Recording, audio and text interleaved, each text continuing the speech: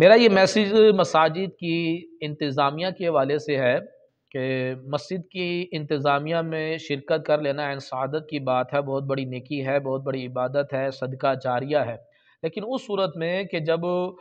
تمام وقف کے مسائل وغیرہ بندہ جانتا ہو۔ اب انتظامیہ کا مطلب ہے کہ مسجد کے انتظامات کی دیکھ بھال کرنے والے جو لوگ ہیں ان کو انتظامیہ کہا جاتا ہے۔ تو شرعی مسئلہ جو میں بیان کرنا چاہ رہا ہوں، جو فتاوی فیض رسول میں، فتاوی رضویہ میں بھی ہے کہ انتظامیہ امام اور مؤذن کو بلا عذر شرعی نکال نہیں سکتے، ان کو اس کے اختیارات انتظامیہ کے پاس نہیں ہوتا، کیونکہ امام، مؤذن، خطیب یہ وقف کے ملازم ہوتے ہیں، اور وقف کے ملازم کو بغیر کسی شرعی وجہ کے نہیں نکالا جا سکتا۔ تو جب آپ کوئی مؤذن رکھنے لگے ہیں یا امام رکھنے لگے ہیں یا خطیب رکھنے لگے ہیں، تو پہلے تو آپ کسی مفتی صاحب سے اس کا ٹیسٹ کروائیں۔ مفتی صاحب ہی یہ فیصلہ کریں گے کہ آیا کہ یہ امامت کے اہل ہے یا نہیں ہے۔ ہمارے پاس تو اتنا نالج نہیں ہوتا کہ وہ بندہ امامت کا اہل ہے یا نہیں ہے، خطابت کا اہل ہے یا نہیں ہے، اور ہم امام خطیب رکھ لیتے ہیں، تو یہ ہم گناہ میں پڑیں گے۔ ایک ایسے بندے کو ہم نے امام رکھ لیا جو امامت کا اہل نہیں ہے، لوگوں کی جتنوں کی نمازیں برباد ہوں گی، اس کے ساروں کا ذمہ دار یہ امام کے ساتھ ساتھ جو ہے وہ انتظامیہ کو بھی گناہ ہوگا۔ پھر اسی طرح انتظامیہ کا جب دل کرتا ہے وہ مؤذن کو نکال دیا، امام کو نکال دیا، خطیب کو نکال دیا، تو صدر کے پاس،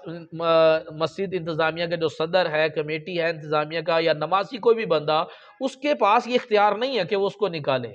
اس کو جب تک کسی شرعی وجہ نہ ہو، اور شرعی وجہ مفتی صاحب ہی بیان کر سکیں گے۔ تو مفتی صاحب فیصلہ کریں گے کہ آیا کہ ان کو معزول کیا جائے گا یا نہیں کیا جائے گا۔ تو آج تک اگر کسی اپنی جس نے بھی یہ ایسی کر چکے ہیں، بلا وجہ کسی امام کو نکال دیا یا مؤذن کو نکال دیا اور کوئی شرعی وجہ بھی نہیں تھی، جو گناہ گار ہوں گے، اور یہ ظلم ہے، قیامت والے دن اس کا حساب بھی دینا پڑے گا۔ تو تمام جتنے بھی مساجد کے انتظامیہ ہیں، وہ پہلے یا تو شرعی مسائل سیکھ لیں، اگر نہیں سیکھے ہوئے ہیں تو کسی بھی بغیر کسی مفتی کے